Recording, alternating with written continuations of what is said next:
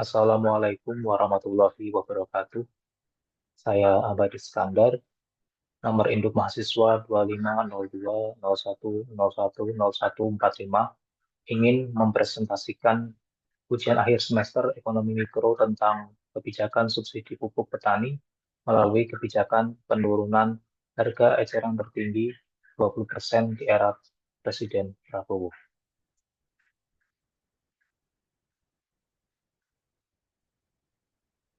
Yang pertama yaitu identifikasi masalah.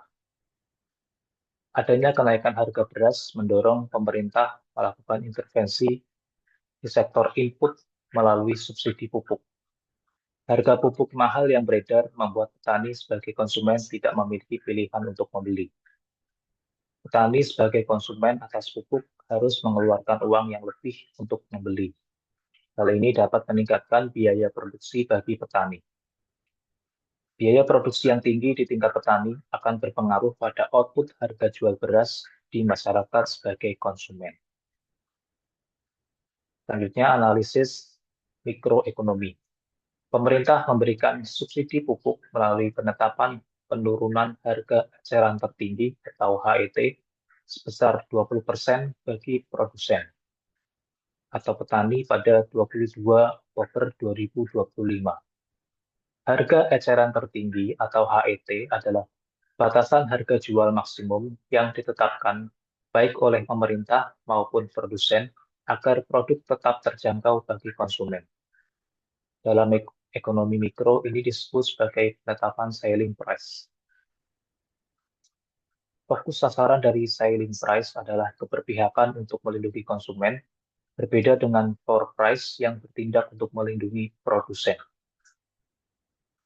Sasaran kebijakan ini adalah membantu sektor pertanian di mana petani sebagai faktor input produsen pangan agar tetap sustain dan mampu meningkatkan pendapatannya. Selanjutnya, dampak terhadap pelaku ekonomi. Bagi konsumen, satu akan menurunkan biaya marginal petani. Biaya marginal adalah biaya yang harus dikeluarkan untuk memproduksi satu unit, misal dalam 1 kilogram atau 1 ton tambahan hasil panen. Yang kedua, membantu petani agar tetap berkelanjutan, tetap sustain dalam memproduksi. Tiga, meningkatkan pendapatan rumah tangga petani. Selanjutnya, dampak terhadap pelaku ekonomi bagi produsen. Yang pertama, dengan adanya kebijakan HET pupuk yang turun 20%, memaksa PT Pupuk Indonesia sebagai produsen melakukan efisiensi biaya produksi. Yang kedua, melalui HET, produsen tidak mengejar keuntungan yang tinggi per unit, namun mendapatkan keuntungan berdasarkan volume penjualan yang besar. Yang ketiga, dampak terhadap pelaku ekonomi bagi pemerintah. Yang pertama, afirmasi bagi pemerintah yang turun tangan hadir mendorong penurunan harga pupuk bagi sektor input, dalam hal ini petani. Yang kedua, mendorong pemerintah melakukan efisiensi dan transparansi dalam penyaluran pupuk bersubsidi.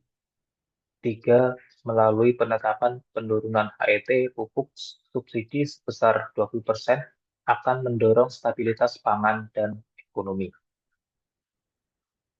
Selanjutnya, saran atau solusi kebijakan. Yang pertama, mendorong agar pemerintah dan produsen, yaitu PT Pupuk Indonesia, melakukan efisiensi biaya produksi agar pupuk subsidi dapat disalurkan ke konsumen atau petani. Yang kedua, mendorong produsen, dalam hal ini PT Pupuk Indonesia, agar mampu meningkatkan produksi pupuk di tengah kenaikan permintaan barang. Saat permintaan atau demand naik, maka kenaikan supply itu harus setara.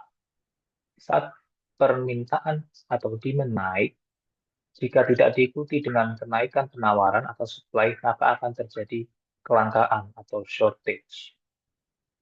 Berikut referensi yang digunakan untuk presentasi ini, yaitu PT Pupuk Indonesia, Antara News, dan CNBC Indonesia. Demikian presentasi dari saya. Terima kasih atas perhatiannya. Assalamualaikum warahmatullahi wabarakatuh.